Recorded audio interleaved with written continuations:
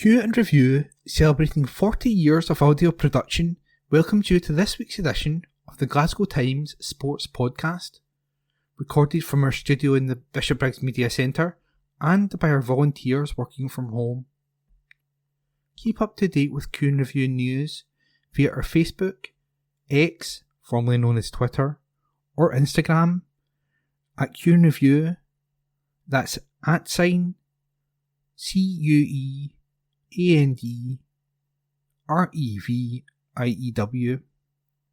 or get in touch with us directly by emailing information@qandreview.com. That's INFORMATION @CUEANDREVIEW.com, or by calling us on 0141 772 3979. Please like and share our podcast and give us constructive feedback. Evening Times Sport, April 30. McTominay in injury update. Report by Ewan Payton. Scott McTominay has issued a major update on his fitness amid serious concerns he could miss Euro 24 this summer, and it is positive news. The Manchester United midfielder was in visible distress at the weekend after he sustained a knee injury against Burnley. The score at 1-1.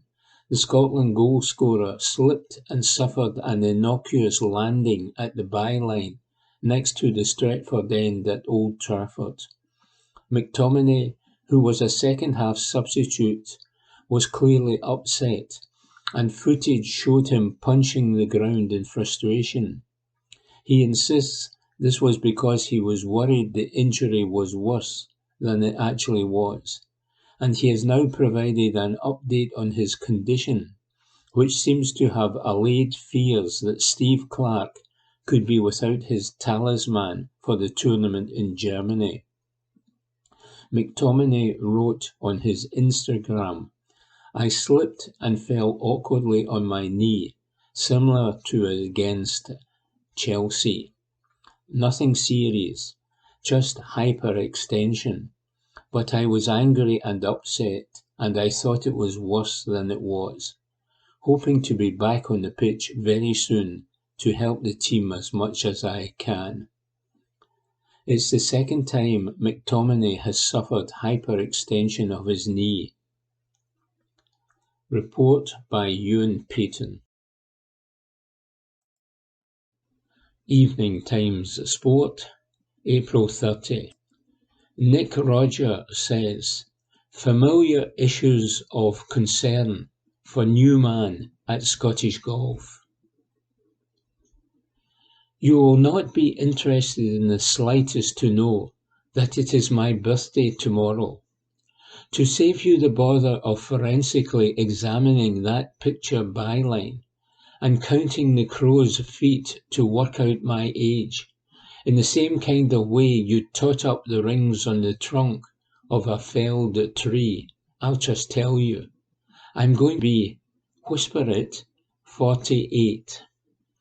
As I ran a finger over the various lines on my face, like someone pinpointing their location on a crumpled ordnance survey map, while gently tugging on dangling bits of skin that don't really fit my body anymore, I realised that I've been writing about golf for over half my life. In that time, of course, my own game has stubbornly refused to improve, and instead has entrenched itself in a formidable redoubt of incompetence. You must keep thinking positively, though. It is, for instance, surprisingly easy to hole a 35-foot putt for a 10, and, as someone once defiantly declared, no matter how badly you are playing, it's always possible to play worse. I'll bear that in mind when the golf writers tackle the rigours of Royal Troon today in the open media jolly. Wish me luck. It could add years to me. The ongoing kerfuffle that is men's professional golf, meanwhile, has added years to those covering it.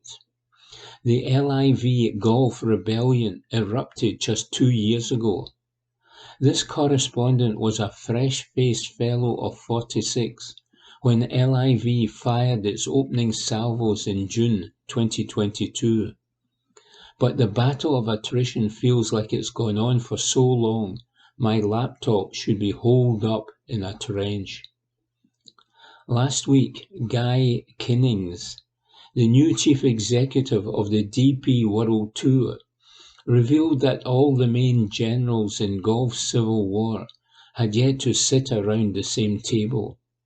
Kinnings reckoned agreement, consensus, unification, or whatever you want to call it, will not be reached until 2026 at least. Feel free to yawn. At the same time, the PGA Tour were pinging out emails to some 193 players, informing them how much they would be getting transferred into their bank accounts from a player equity program pot worth nearly $1 billion.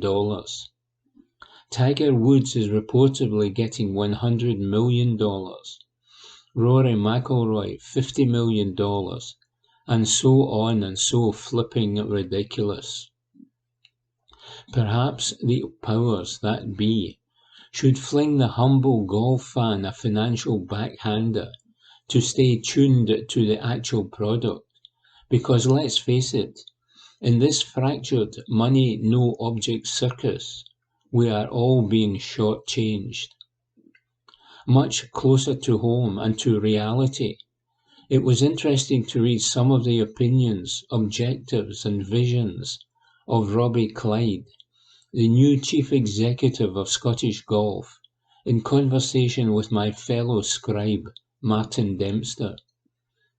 There was talk of plans to bolster club membership and encourage more girls, women and families into the game.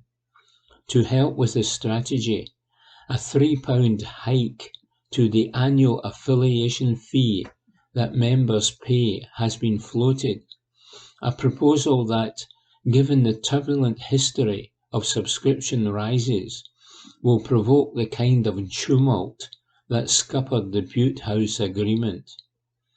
Meanwhile, Clyde hopes to recruit a number of regional development managers who will be strategically positioned around the country to offer expertise and guidance to clubs.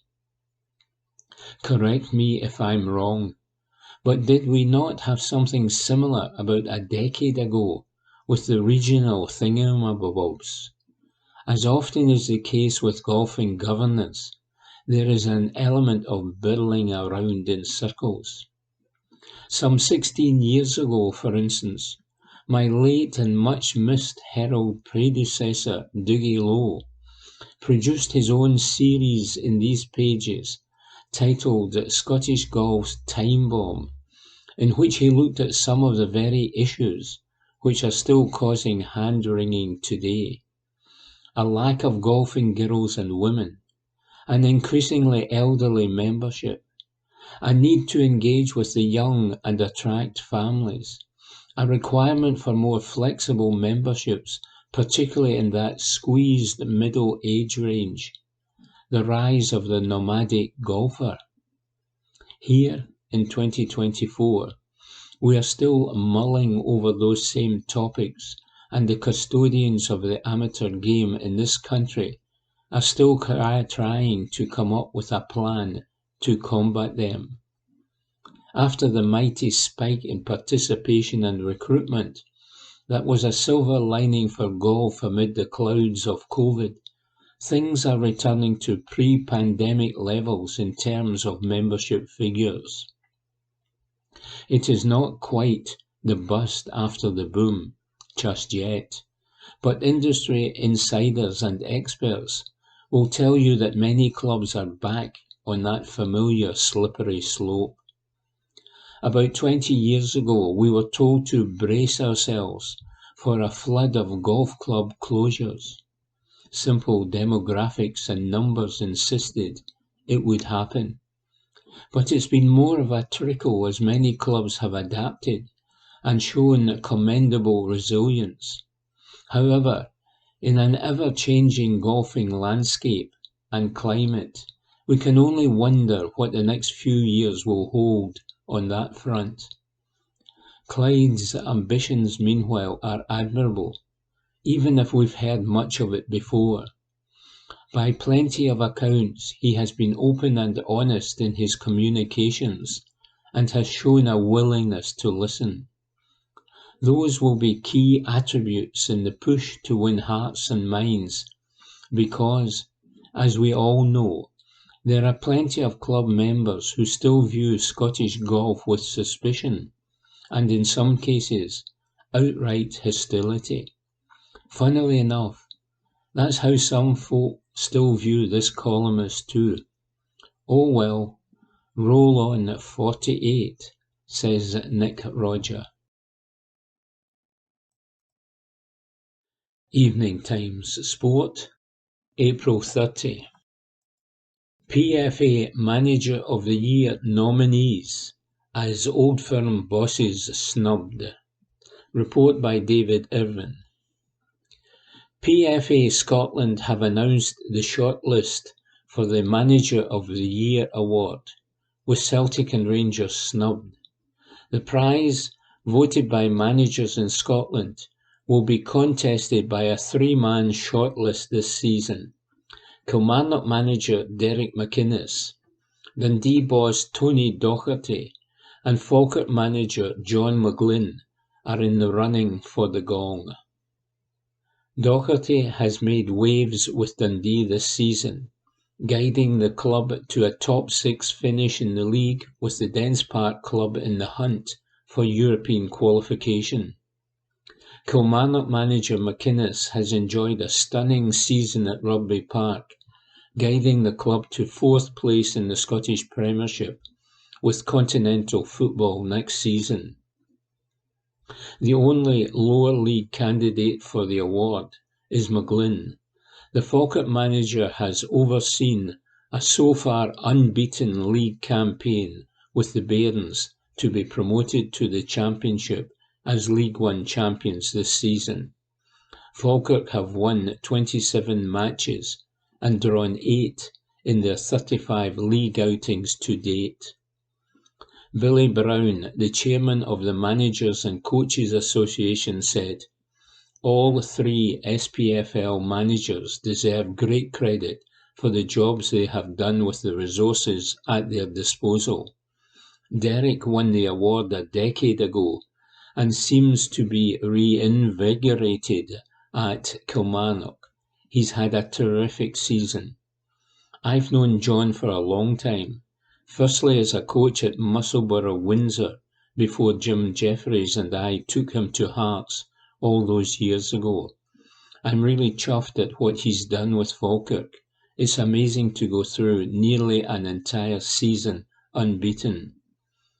For Tony, in his first job as a manager, to get Dundee into the top six, he should be really proud. I watched them several times in person this season, and they've been great to watch. I could not argue with whoever wins the award." Report by David Irvin. Evening Times Sport, April 30. Scotland striker allays Tartan Army fears. Report by Matthew Lindsay. Lawrence Shankland has played down growing fears about Scotland's lengthening injury list ahead of Euro 2024 and insisted the national team will be competitive in Germany, whoever is in the squad. Tartan Army foot soldiers are currently sweating over the fitness of Scott McTominay, who scored 7 goals during qualifying, as Steve Clarke's men booked their place in the finals with 2 Group A games to spare. The Manchester United midfielder had to be helped to leave the field by physios late on during his side's 1-1 draw with their Premier League rivals Burnley at Old Trafford on Saturday. McTominay posted an update on Instagram last night and stressed the problem was nothing serious. But there are already doubts about the availability of Stuart Armstrong, Jacob Brown, Grant Hanley, Aaron Hickey, Ryan Jack, Nathan Patterson and Kieran Tierney, while Lewis Ferguson has been ruled out of the tournament. But Shankland, the Hearts captain who has scored 29 goals for club and country in the 23-24 campaign, and was yesterday named among the contenders for the PFA Scotland Player of the Year award, is certain Scotland have the strength and depth they need in every department to cope with any absentees.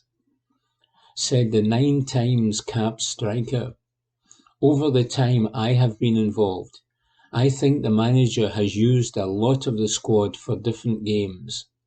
When people have gone in, they have not let us down. So everybody in the squad is good competition and wants to start games. If you have that level of competition, and if anybody misses out, and I hope they don't and they make full recoveries, I am sure the squad will be ready." The 28-year-old forward was involved in Scotland's friendlies against the Netherlands and Northern Ireland last month and is sure to be named in Steve Clarke's squad for Euro 2024 if he remains fit. There is much debate among supporters about who should start up front for the national team in the Group A matches against Germany, Switzerland and Hungary. Che Adams of Southampton, Lyndon Dykes of Queen's Park Rangers, or Shankland. The Hearts player is focusing solely on maintaining his form in the final 4 cinch Premiership games of the season, starting with the meeting with top-flight leaders Celtic at Parkhead on Saturday, and ensuring he is on the plane to Germany in June. And he said, "First and foremost, you want involved, so hopefully I keep my form going until the end of the season and grab another couple of goals to make sure I am involved." The starting takes care of itself. There is a really strong squad there. Che and Lyndon have hit a bit of form recently, so it's a good thing we have 3 strikers firing, and it will be good competition. Report by Matthew Lindsay. Evening Times Sport, May 1. Celtic tipped to spend big in summer. Report by Matthew Lindsay. The Celtic board have been tipped to give manager Brendan Rodgers significant funds to spend on quality signings in the transfer market this summer, so the Parkhead club can launch a serious challenge for a place in knockout rounds of the Champions League next season. Former striker John Hartson has been greatly impressed with the job Rodgers has done since returning to the Glasgow Giants last year, given the numerous issues which he has had to contend with off the field during the past 9 months. Many of the treble winner's supporters were opposed to the Northern Irishman, who angered them when he departed for Leicester City before the culmination of the 18-19 season, replacing the widely admired Ange Postecoglou back in June. Fans have also been underwhelmed by many of the players who have been brought on board during the last 2 windows, even though over £20 million has been spent strengthening the squad. But Callum McGregor and his teammates, who are 3 points clear at the top of the Cinch Premiership table, with 4 league games remaining, and are through to the Scottish Gas Scottish Cup final, could complete a domestic double this month. Hartson is convinced the Celtic hierarchy, who are looking for a new head of recruitment following the departure of Mark Lowell back in February, will have reviewed their transfer strategy as a result of the difficulties they have endured, not least in Europe, this term. Speaking at his charity foundation's annual golf day at Turnberry yesterday, the Welsh striker, who helped Celtic to reach the UEFA Cup final in Seville back in 2003, expressed confidence they will spend the sort of money needed to end their lamentable run in continental competitions next term. He said, "It is important the Celtic board backs Brendan this summer, and I think they will. They all saw the disappointing Champions League campaign, and I think they will now listen to the fact he was talking about bringing in real quality in January. I am not saying they go and spend £10 million on a player, because that's not really Celtic's way. They did it with Odsonne Edouard a few years ago, and previously in years gone by, big money on the likes of myself, Chris Sutton, Neil Lennon and Alan Thompson. But I just think clubs these days are holding on to their purse strings much more. But I still expect the board to back Brendan. I think they have to. They need to help him get to the second phase of the Champions League, because in recent years it's been awful. It really, really has. There is money there now, and I really do think Brendan will get the backing he wants, because that's all you hear him say. In almost every interview since the January window, he has talked about bringing in qualities. I do not think what happened previously can happen again. There were a lot of people very disgruntled last time with what happened. This time around, if they can get into the Champions League, I think they have to back him, because Celtic cannot have another season in the Champions League like the last few. They need to be stronger, and you need quality players to do that. You need big players and big characters to add to what they've got, the likes of Cameron Carter-Vickers and Matt O'Reilly. Listen, there are always teams that want to come and nick your players, and sometimes when it's a big bid like £20 million for Kieran Tierney or £25 million for Jota, it's an extreme offer. Celtic have no option then. They cannot turn those types of offers away. But Brendan needs to add, and I think he will get the money this time. Hartson believes that Celtic should make signing Adam Ida, the Republic of Ireland international, who has netted 7 goals since arriving on loan from Norwich City back in January, on a permanent deal a priority when the 23-24 campaign is over. The former Arsenal, West Ham, Wimbledon, Coventry City and West Brom forward, who won 6 major honours in the 5 years which he spent in the East End of Glasgow, believes Ida is good enough to challenge Kyogo for a place in the starting lineup.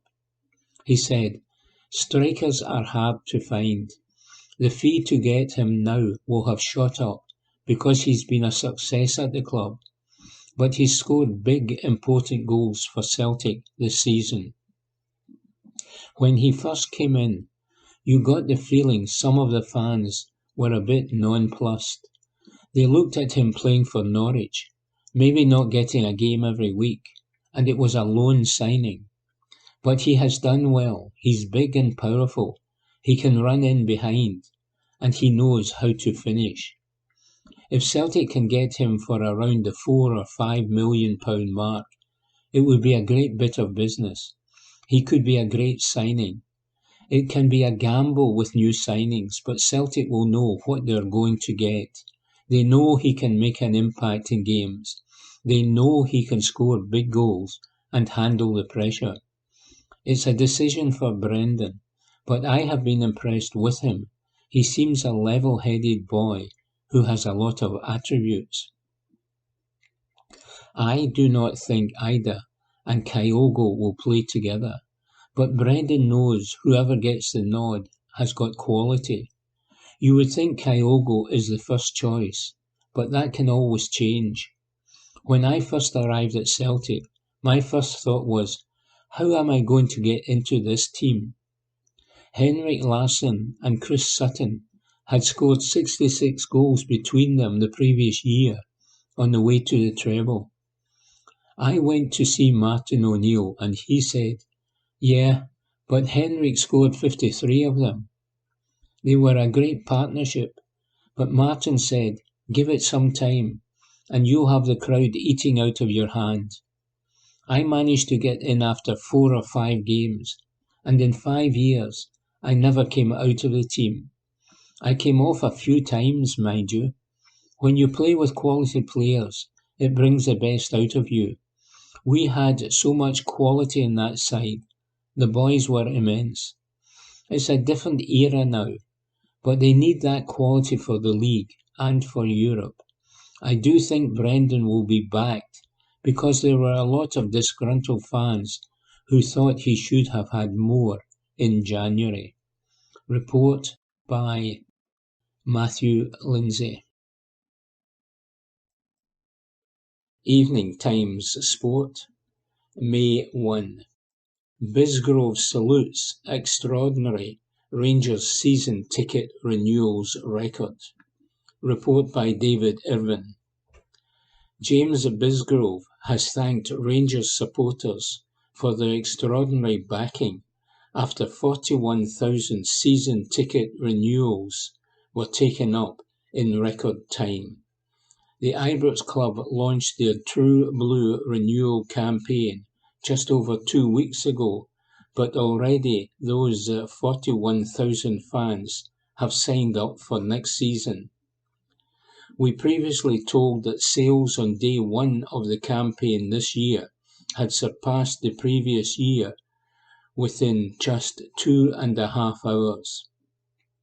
A Rangers source said, everyone at the club has been blown away by the phenomenal response of the fans to the first day of sales.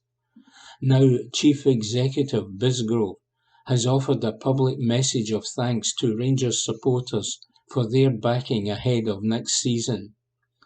Bisgrove commented, having launched our season ticket campaign just over 2 weeks ago, it is extraordinary to have reached 41,000 renewals in record time. Preparations are already underway for the 24-25 season, and we are extremely grateful to every single supporter who has renewed so far. Everyone at the club looks forward to welcoming supporters back to Ibrox next season for what is sure to be another exciting campaign on the pitch under the guidance of Philippe Clement. A statement on the club website read, Rangers supporters have once again shown their unwavering loyalty with season ticket renewals for 24-25 reaching an incredible 41,000. Since the launch earlier this month, supporters have renewed in their numbers with excitement building ahead of the new season. Season ticket renewals are still open, with the deadline this Friday, May 3. While excitement over the new league campaign is already building, Rangers could still achieve a treble this season should they overcome a 3-point gap in the title race, then go on to claim the Scottish Cup later this month. Philippe Clement's side won the League Cup back in December. Report by David Irvin. Evening Times Sport, May 1. Lennon Miller enjoying breakthrough season at Motherwell. Report by David Irvin.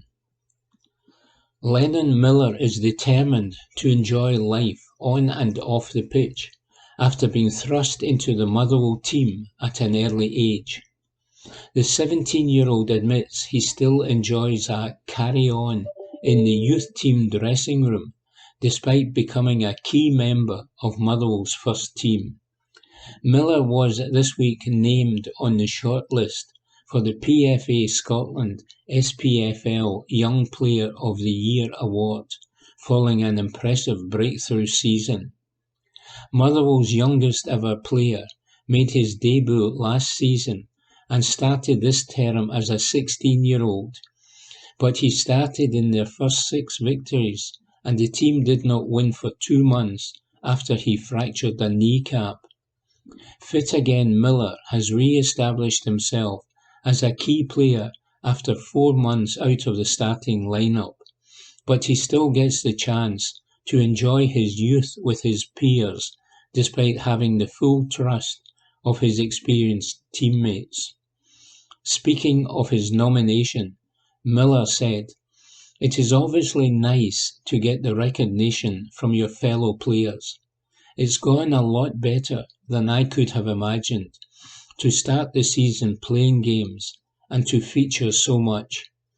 To get that injury was a low point in the season, but I have come back and got myself back into the team. I just go on the pitch and try to enjoy the game as much as I can. I have just tried to take it in my stride, and the experienced players have helped me with that. I feel I'm a first-team player, but I am still in the young boys' changing room, and I still enjoy speaking to them and getting a carry-on with them. I am still a young boy at the end of the day, and I am just trying to enjoy it as much as I can." Having found his feet in the first-team environment quickly, Miller feels he is beginning to find his voice, and he said, "It helps getting the trust of your teammates. They will give you the ball under pressure and know you will deal with it. That has definitely helped me. Obviously, confidence comes with games, and I feel I have got more vocal, even around the changing room." Report by David Irvin. Evening Times Sport, May 1. Walter Smith Rangers statue location detailed. Report by Mark McDougall. Rangers have submitted planning permission to Glasgow City Council to erect a statue in the memory of Walter Smith. The club commissioned the creation of the statue on the first anniversary of his passing, and they hope it will be in place in just under 2 years' time. The planning permission has been submitted to the council, with a decision expected by Friday, June 14, with hopes that it will be approved and Rangers can then put it in place. It would be the second statue on club grounds, with the John Gregg Ibrox Disaster Memorial also situated at the corner of the Copeland Road and Bill Struth main stands. The statue in memory of Smith will be placed on a patch of land between the Copeland Road stand and New Edmiston House if approval is given by the City Council. The legendary manager died in October 2021, with widespread tributes throughout the game in Scotland and abroad. The statue will serve as a lasting tribute to Rangers' greatest modern-day manager, with him being the most successful since Bill Struth. He guided the club to 10 top-flight titles, 5 Scottish Cups and 6 League Cups over his 2 spells as manager, as well as taking them to the UEFA Cup final in Manchester in 2008 against all the odds. Late last year, Rangers chief executive James Bisgrove confirmed that the statue would be unveiled in 2024, and now the club are one step closer to making it a reality. Report by Mark McDougall. Evening Times Sport, May 1. Trabzonspor president grilled on double Rangers transfer swoop. Report by Mark Walker. Trabzonspor president Ertuğrul Doğan has revealed he expects to announce their transfers for next season in the coming days, after being quizzed on their double swoop for Rangers pair John Lundstrom and Borna Barisic. The Ibrox duo are both out of contract at the end of the season, and both seem likely to move on. Reports have suggested 30-year-old Lundstrom will be handed a 3-year deal, and the 31-year-old Barisic a 2-year deal by the Turkish club. Ambitious Trabzonspor president Doğan was directly asked about the speculation surrounding the arrivals of both Lundstrom and Barisic at a supporters' event, and he replied, "It would not be right for me to confirm names here. Some are right, some names are wrong. But with regard to the names mentioned, I can only say we are working in coordination with the manager, Abdullah Avci. We plan to complete most of the transfers for the new season in the coming days. The aim is to start the season with a ready-made squad that the entire technical team has approved for the pre-season camp. Therefore, we are progressing that aspect of the work quickly with our manager and his team. We have done the hard part. Our aim is to give good news to the community of Trabzonspor supporters very soon." On Lundstrom's contract situation at Ibrox, Philippe Clement recently said, "I hope that he will agree to stay. I know he loves the club. I know he loves to be here. It depends what you can offer as a club, and what other clubs are offering in this situation. That is why I do not like that important players are at the end of contract, and we talked about that already a few times. I don't think it is a good thing for a club. It is something that will never happen again in the period that I am here, for sure." Report by Mark Walker. Evening Times Sport, May 1. VAR review reveals number of incorrect Scottish Premiership key match incidents. Report by David Irvin. A VAR independent review panel update has confirmed 26 key match incidents reached an incorrect outcome in the Scottish Premiership this season. The SFA shared statistics on the operation of VAR with Scottish Premiership clubs on Wednesday, with detail on major wrong decisions this term. The panel, comprised of former players, managers, coaches and experts on the laws of the game, have come to the conclusion that 26 key match incidents reached the incorrect decision this season up to the split. However, the figure only comes from the examination of incidents requested by the panel or submitted for consideration. The 26 incorrect outcomes have not been detailed in full. The SFA release then states 1,181 VAR reviews have been conducted in the Scottish Premiership this season, with the majority silent checks which require no intervention. Statistics reveal 76 checks have resulted in on-field reviews, 0.4 reviews per match, and 36 concluded in factual overturns for decisions such as offside and on inside or outside the penalty area. The review panel considers 90.3% of on-field decisions as correct, with the figure increased to 97.8% when VAR interventions are taken into account.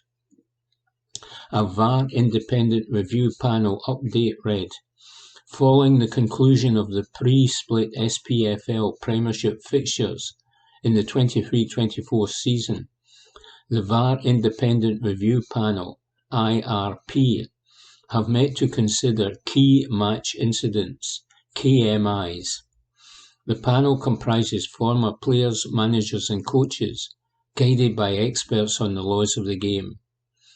In the opinion of the IRP, that's the Independent Review Panel, based on the incidents requested by the panel or submitted for consideration, 26 KMIs, that's key match incidents, have been adjudged to have reached an incorrect outcome since the start of the season.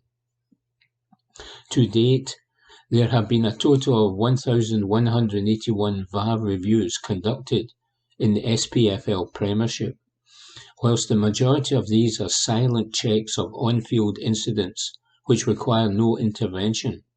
76 have resulted in on-field reviews, 0.4 on-field reviews per match, while another 36 have been factual overturns, that is offside, inside or outside penalty area. 90.3% of on-field decisions are considered correct by the IRP, that's the Independent Review Panel, increased to 97.8% when including VAR interventions. Scottish FA referee operations shared these statistics to the Premiership clubs on Wednesday morning as part of an update on the performance of VAR in Scotland. Report by David Irvin. Evening Times Sport, May 2. Barisic Rangers exit sealed. Report by Ewan Payton. Borna Barisic's exit from Rangers has been sealed, according to a report. The Daily Record said Trabzonspor have agreed a deal to sign the left-back upon the expiry of his contract at Ibrox. The Turkish side has been linked with a move for the Croatia international for some time, and it now appears the 31-year-old has secured his long-term future, with his days at Rangers now numbered. It's also said, as has been rumoured, that Trabzonspor is confident of signing John Lundstrom as well. Philippe Clement admitted last week that the midfielder has an offer on the table, with his deal at Rangers up this summer. But while Barisic has sealed a 2-year deal in Turkey this summer, Lundstrom is purely focused on seeing out this season with Rangers, as he tries to help Clement's side win the Premiership and Scottish Cup to complete a domestic treble. Lundstrom has been offered a new contract by Clement, but this has yet to be signed. He joined 3 years ago under Steven Gerrard after leaving Premier League side Sheffield United. Trabzonspor president Ertuğrul Doğan was asked about the potential transfers this week and said, "It would not be right for me to confirm names. Some are right, some names are wrong. But with regard to the names mentioned, I can only say we are working in coordination with the manager, Abdullah Abchi. We plan to complete most of the transfers for the new season in the coming days. The aim is to start the season with a ready-made squad that the entire technical team has approved for the pre-season camp. Therefore, we are progressing that aspect of the work quickly with our manager and his team. We have done the hard part." Report by Ewan Payton. Evening Times Sport, May 2. Clement spotted in Rangers dressing room after Youth Cup win. Report by Ewan Payton.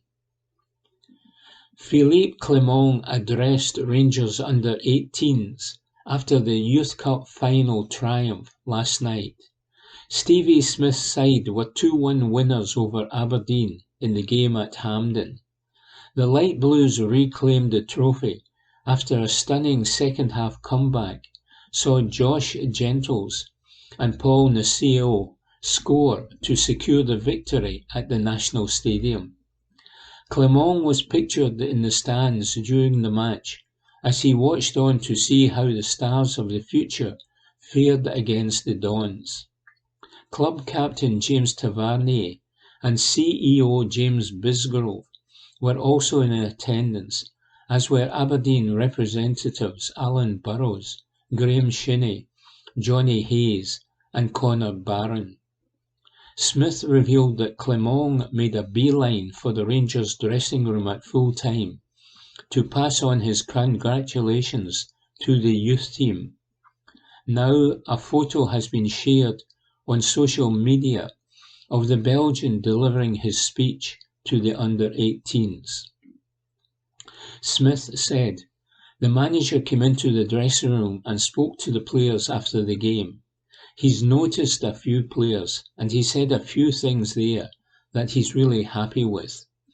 He saw quality in terms of their technical ability, and he also saw that character that they will need at the top end.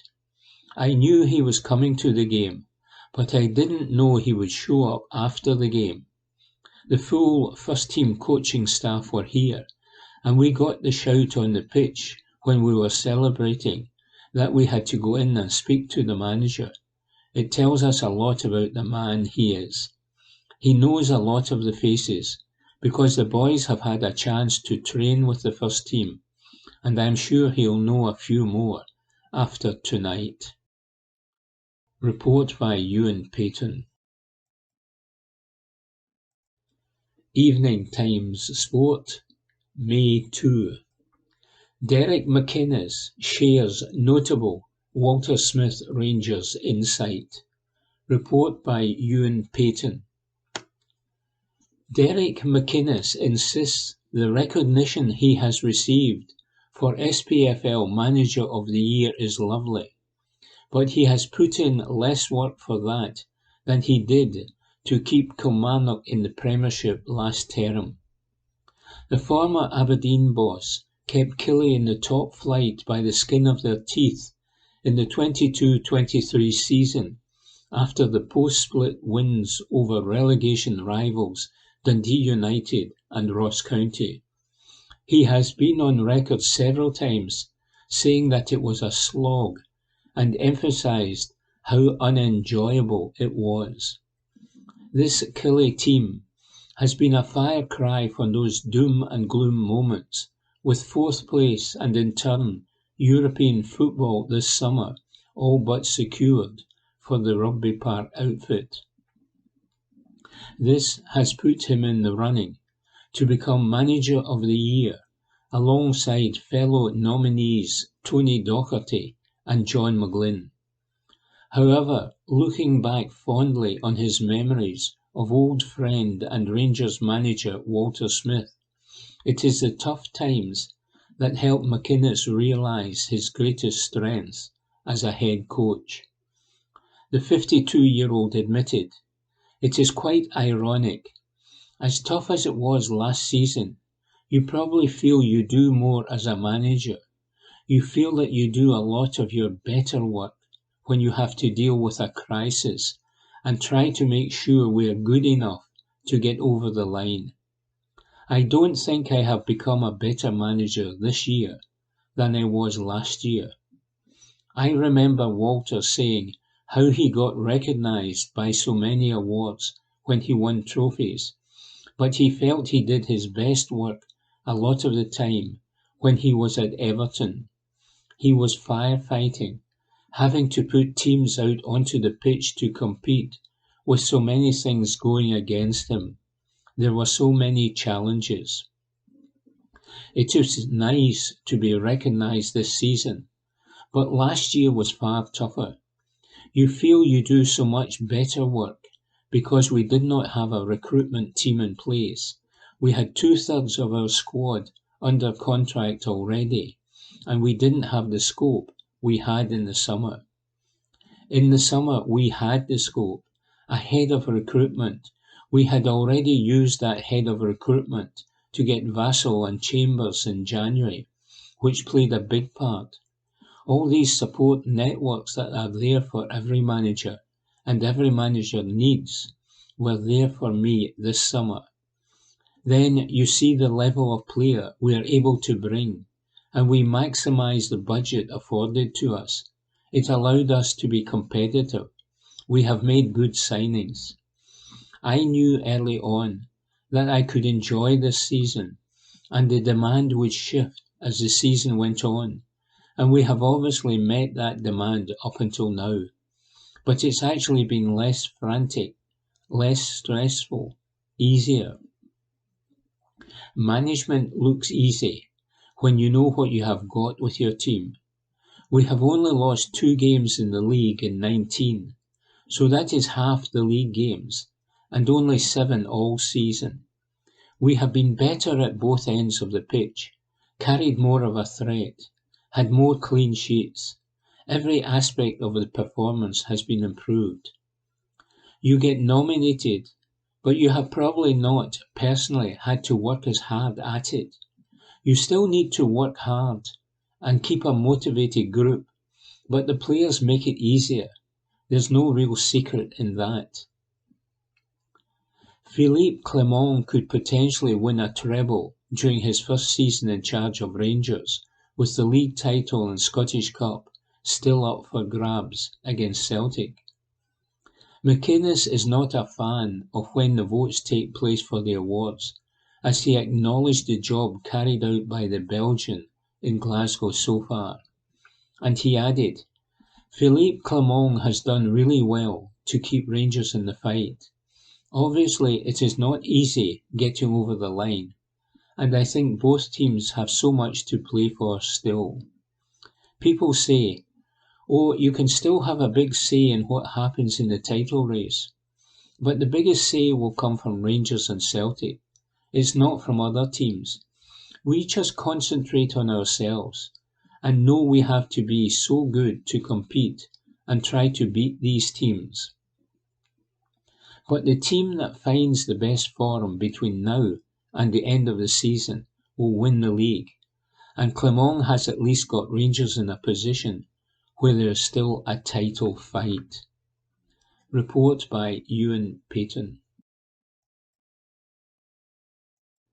Evening Times Sport, May 2. Prospect pitched to both sides of the Old Firm. Report by Ewan Payton. Both Rangers and Celtic have been told to target former Hearts kid Mark Leonard this summer. The 22-year-old has enjoyed 2 loan spells with Northampton Town, and manager John Brady believes the midfielder, whose parent club is Brighton, has what it takes to play for either of Glasgow's big 2. He helped Northampton win promotion from League 2 last term and has since played every game in League 1, helping the team to consolidate their place in the 3rd tier of the Football League. It's believed there is strong interest from Championship clubs in the one-time Hearts youngster, but Brady is encouraging both Rangers and Celtic to take a closer look at Leonard before he becomes out of their reach. He told the Daily Record, I feel for the here and now, and for the longer term, I would say Mark Leonard is one that both Rangers and Celtic should be looking at. I know both teams have a lot of talent in the midfield, but Mark is an outstanding young Scottish player. I believe he can go all the way to the top, and if Rangers or Celtic were to come in for him, then I feel he has the talent to flourish for either side. He is beyond us now, and rightly so. There is a lot of interest in him from the English Championship. Certainly, with the ability he has, for me, he has to be testing himself, at least in the Championship. He would be a huge asset to any team in that league. The improvement in him has been scary. He came as a very good technical player, But now he has gone up so many levels. He has risen to every challenge we gave him, and in the end, he was just grabbing games by the scruff of the neck and being a real difference maker. He came as a young player, but has left Northampton as a man. Meanwhile, Rangers are said to be on the watch list of an Australian winger. Rafael Borges Rodriguez is one of a number of attacking players the Ibrox club are looking at with a view to signing this summer. Football Scotland states the 20-year-old's name has been held in discussions between Philippe Clement and his recruitment team. They state that the Dutch-born player fits the bill of buying cheap with plenty of potential, with the view to selling on for a major profit. He plays for Macarthur in Australia in the A-League. He scored 6 goals and provided 2 assists across his 32 appearances this season. It's believed that Championship sides Coventry and Watford are also in the mix. Report by Ewan Payton. Evening Times Sport, May 2.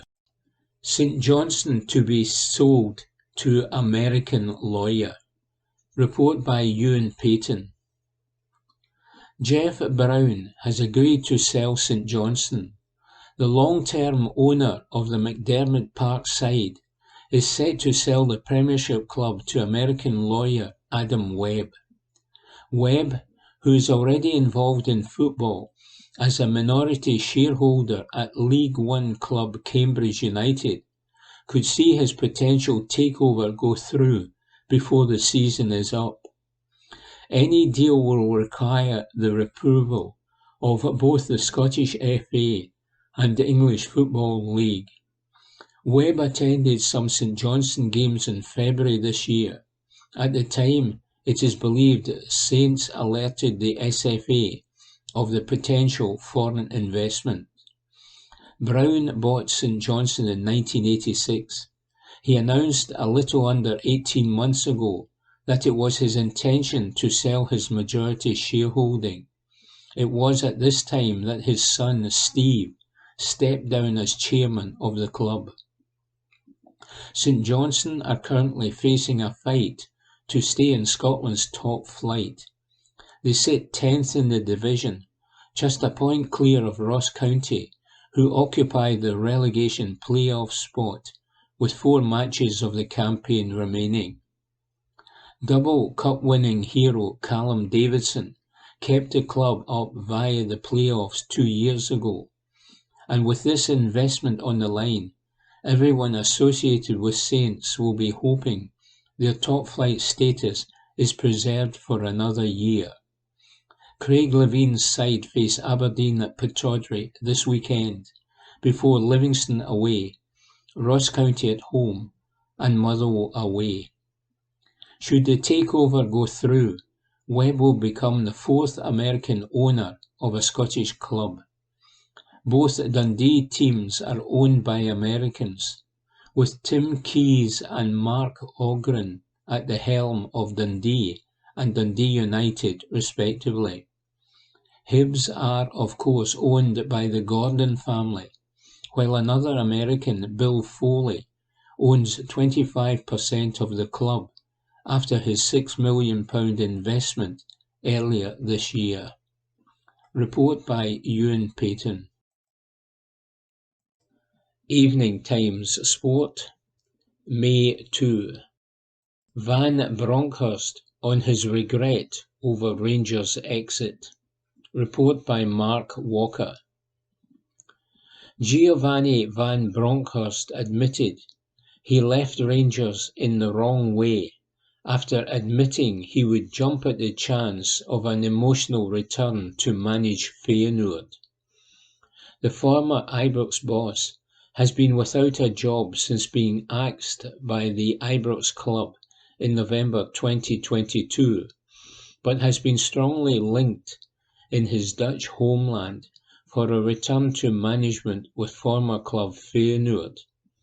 Another ex-Ibrox boss, Dick Advocaat, insisted that Van Bronckhorst is the obvious choice. Van Bronckhorst is currently a TV pundit and was asked about the speculation of succeeding Liverpool-bound Arne Slot during the Champions League semi-finals coverage this week. He admitted his departure from Rangers still hurt and said, "I don't know if it makes it more difficult to return to a club you were previously successful at. I was a player for Rangers and went there as a manager, and I left in a way I didn't want to, in the wrong way. Of course, Feyenoord is the club of my heart. Everyone knows that. I first walked in there when I was 7 years old. But nothing is happening at the moment. I have not had to think about it yet. Of course, I had a great time at Feyenoord, 4 years as an assistant, and then 4 years as a manager. I had a lot of wonderful moments. I cherish that." Report by Mark Walker. Evening Times Sport, May 3. Former Premier League ref in line for the SFA job. Report by Ewan Payton. The new head of refereeing at the Scottish FA could be a former Premier League referee, according to a report. Crawford Allen will step down from his role at the SFA this summer upon completion of the domestic season. The long-serving member of staff at Hampden will depart after the Scottish Cup final, with an announcement made on his future made weeks ago. He is leaving to pursue other opportunities. Now the Scottish Sun claim that former EPL whistler John Moss is in the frame to take over from Allen. The 53-year-old is described as the leading candidate to be the next referee chief at the SFA. He enjoyed 23 years as a referee in England, with 11 of those seasons coming in the Premier League. He also experienced big occasions such as the 2015 FA Cup final. He retired 2 years ago and took up a job as Select Group 1 manager with England's Professional Game Match Officials Board. Moss left that role in March earlier this year, but it's said he's keen to stay in football, and so taking over from Allen in Scotland appeals. Meanwhile, Elena Sadiku has told Rangers head coach Joe Potter to keep talking, but it will not have any effect on Celtic. Rangers women's boss was unhappy with her Celtic counterpart during the Scottish Cup semi-final encounter between the teams last Saturday afternoon at Hampden. The game finished 2-0 to the Ibrox club. However, one of the main and major talking points from the occasion at the National Stadium was the length of time taken by Celtic's starting 11 over their traditional pre-match huddle. The referee's whistle was ignored as Potter fumed over a delay to the start of the match. She said post-match, "It doesn't surprise me. When you've got to use tactics like that, it says more about your mindset." Report by Ewan Payton. Evening Times Sport, May 3. Kieran Tierney Celtic comparisons drawn with SPFL starlet. Report by Ewan Payton. David Watson has been likened to former Celtic star Kieran Tierney. The Kilmarnock midfielder has enjoyed a stellar season under Derek McInnes at Rugby Park, with the team on the cusp of securing a fourth-place finish. He is the leading contender to win the PFA Scotland's Young Player of the Year award, thanks to some of his impressive performances and big goals in a Kelly shirt. The rising SPFL star scored a last-minute equaliser at Celtic Park in February, and also has memorable goals against Aberdeen, St Johnstone and St Mirren. His manager, Derek McInnes, believes he has all the tools to reach the very top, and the former Aberdeen boss has drawn comparisons between his player and how Tierney came through the ranks at Lennoxtown. The 52-year-old told PLZ Soccer, "It's annoying me a wee bit that he's not been through the national setup. He's obviously involved with the under-90s now that he's playing first-team football. To a lot of the purists, it might seem that he's a bit rough around the edges. My God, he impressed us right from the first day we went in at Kilmarnock. He was 16, but we had him training with the first team from day one. He was captain of the 18s, he's captained the reserves, and he'll eventually captain Kilmarnock. I'm pretty sure of it as long as we can hold on to him. He's a boy who wears his heart on his sleeve. He's always ready to work. He's always ready to set about the task we ask of him. He is difficult to play against, which is critical of a midfielder. He makes contact and he handles the ball well. Probably this season, the reason why he's been nominated is adding goals to his game.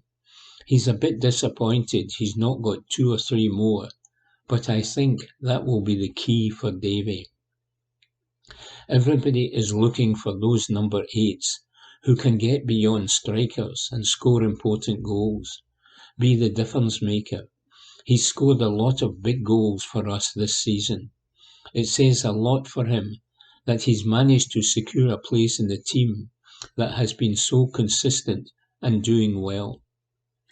I think the gauge for him and where he goes on in his career will be how many goals he can get in a season.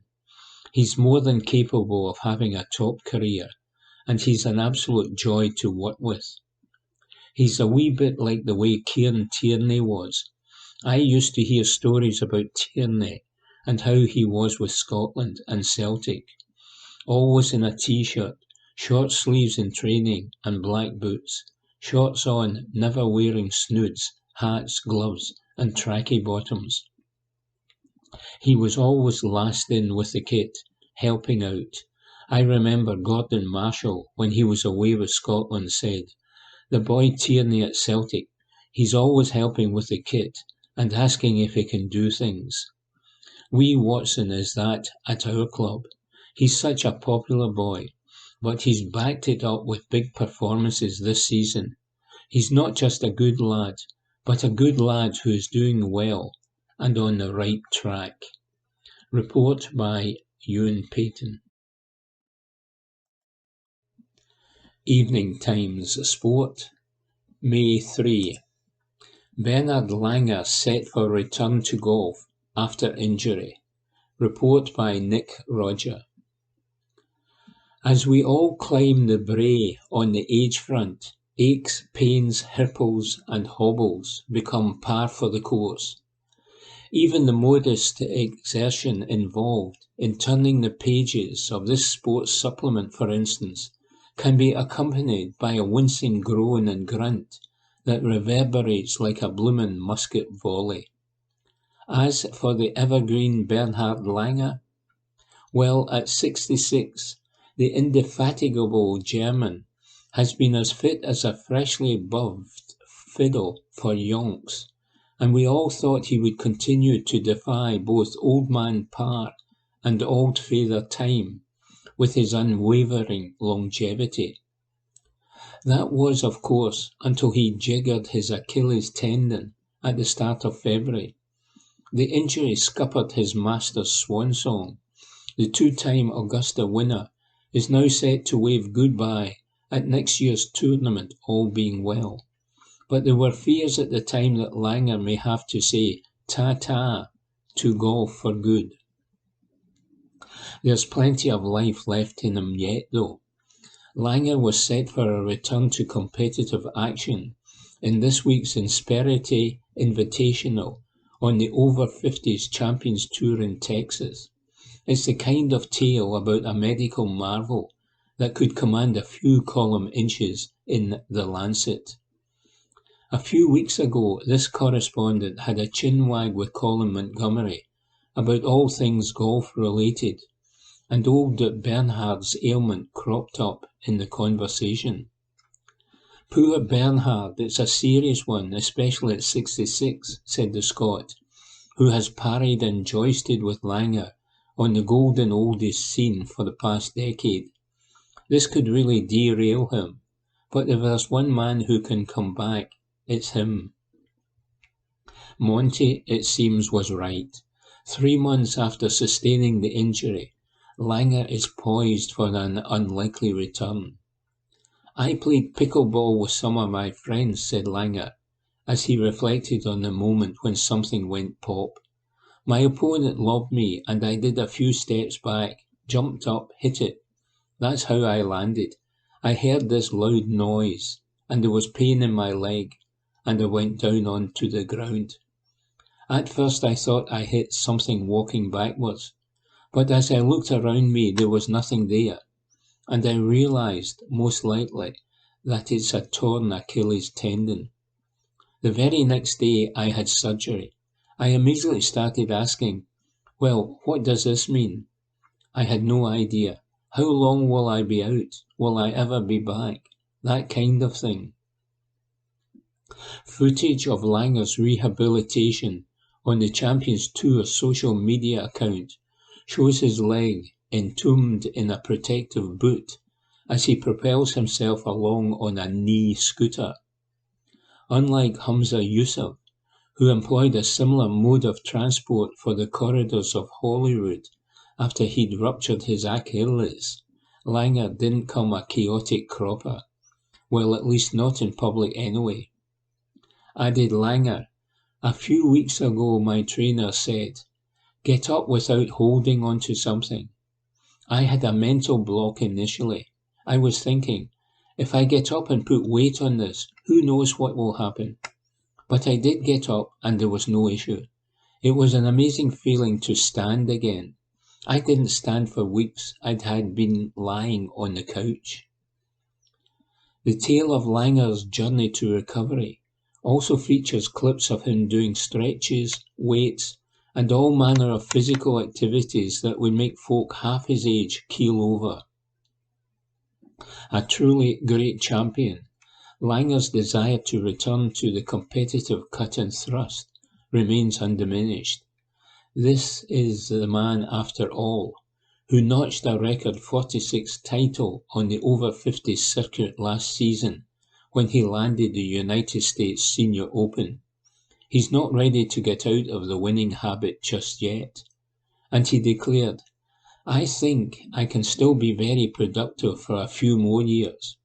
I still think I have a lot of good golf left in me.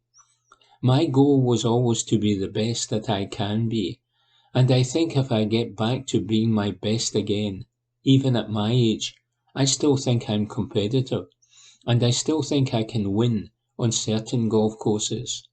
Statistically, they say that guys win the most tournaments from the age of 50 to 55 on the Champions Tour, and then they kind of drop off. I'm trying to continue to prove them wrong." Report by Nick Roger.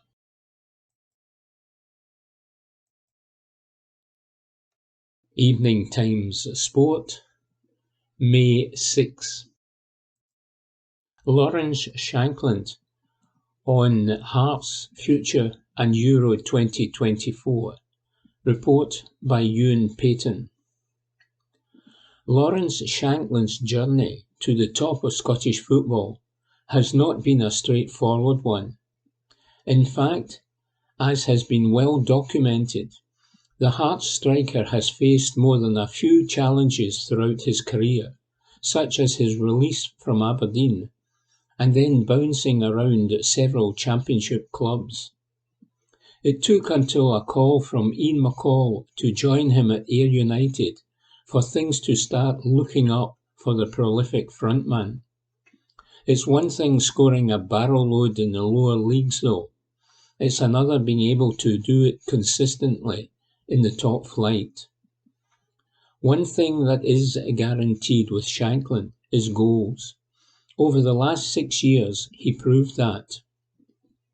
Last night, he was named PFA Scotland's Premiership Player of the Year, and it's a moment that at one stage of his career, he probably could not have dreamed of.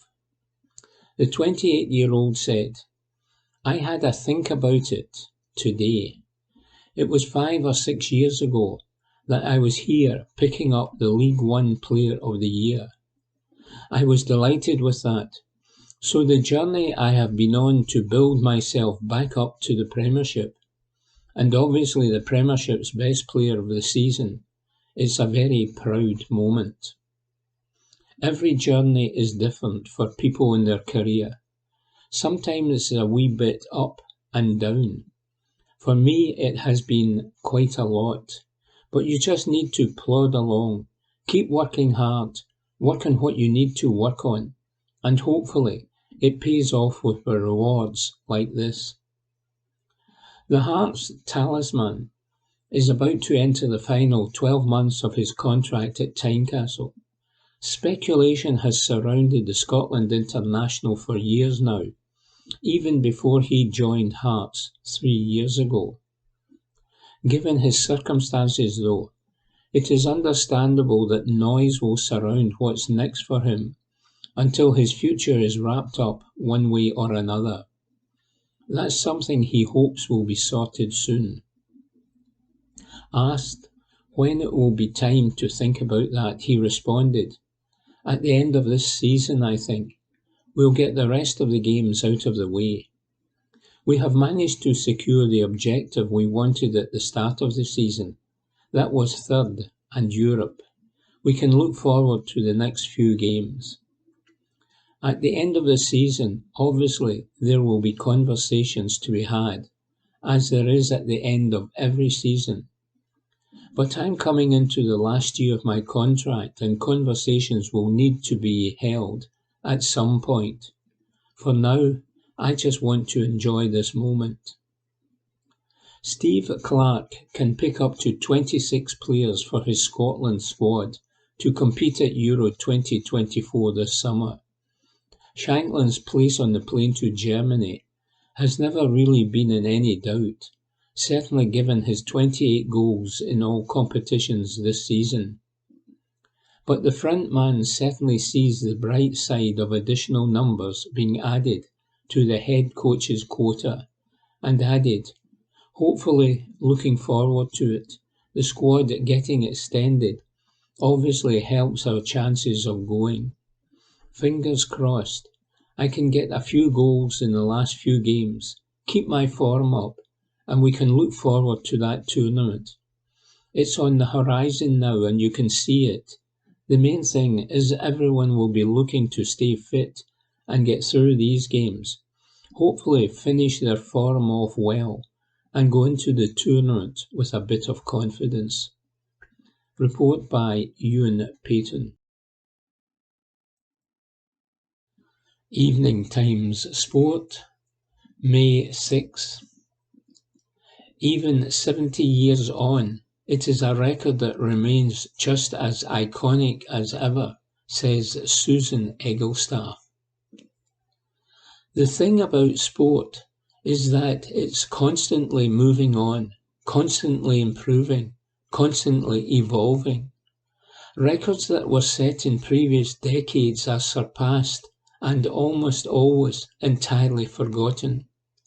There's one record, however, that despite not withstanding the test of time in the record books, has certainly stood the test of time within athletics folklore. 70 years ago, athlete's most famous record was broken. On the 6th of May of 1954, Roger Bannister did what has been deemed by many to be impossible. He ran a sub-4-minute mile. It's astonishing how, even 7 decades on, the breaking of this record still evokes so many emotions. Of the thousands of world records that have been broken since, none have achieved similarly legendary status, and this says it all about the magnitude of his achievement. There's not a single part of the story of the first ever 4-minute mile that does not fascinate me.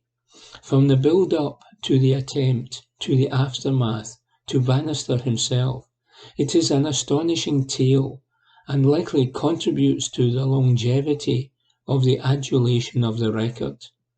The quest to run a 4-minute mile had been ongoing for literally centuries prior to Bannister's arrival on the athletics scene. There are reports from the 1880s and even before of athletes chasing the record. However, it was in the mid-20th century that breaking it began to be taken more seriously.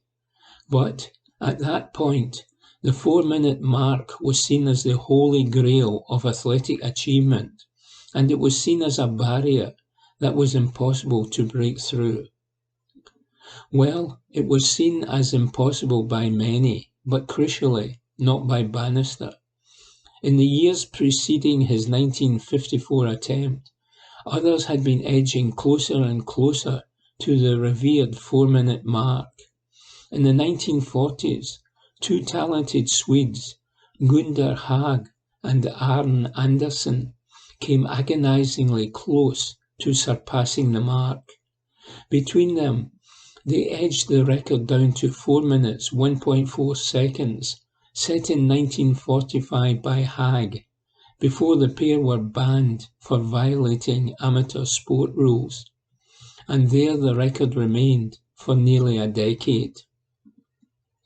Of the athletes in pursuit of the record at that time, the most serious were American Wes Santee, who was a highly talented runner and who wrote in his high school yearbook in 1950 that he would break the record in the coming years, and Australian John Landy, who took athletics training to a new level and who, interestingly, was flying to Finland for a fresh attempt at the record when Bannister achieved the feat.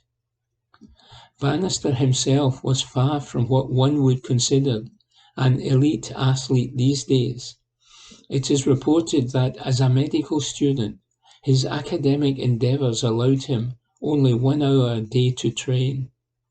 Interestingly though, it was his medical background that led him to be one of the few who knew that barriers such as the 4-minute mark were far from unbreakable, given several men had come so close. Bannister's attempt itself on May the 6th, 1954, very nearly never happened at all. It was widely accepted that to run sub 4 minutes, conditions would need to be perfect, and for the Englishman this was far from the case. So strong were the winds at the Iffley Road track in Oxford, the 26-year-old Bannister very nearly called off his attempt. At the last minute though, the wind dropped and Bannister decided to give it a go. Paced by his compatriots Chris Chataway and Chris Brasher, Bannister ran for his life.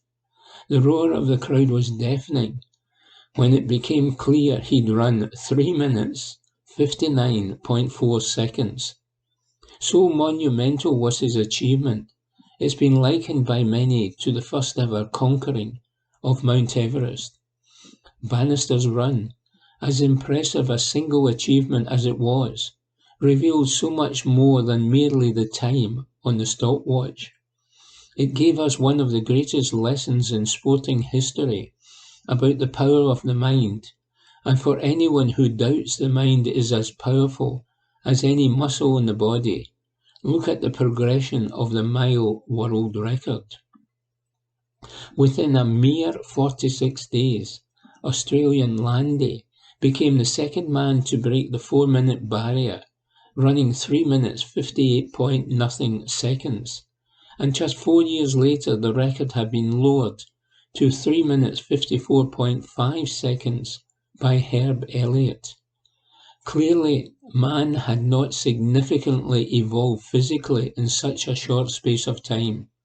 So here is definitive proof, if ever it was needed, that the belief that something is possible is infinitely more valuable than the physical capability of being able to do it.